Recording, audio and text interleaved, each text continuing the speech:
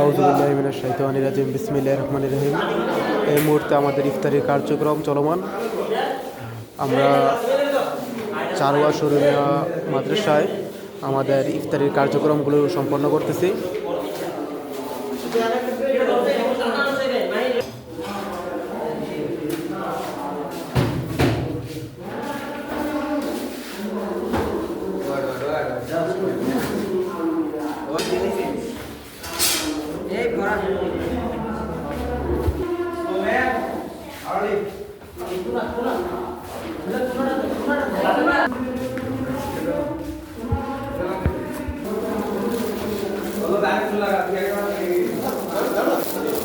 মহান আল্লাহ তাআলার অশেষ রহমতে আমরা প্রায় 400 জন লোকের আয়োজন করতেছি।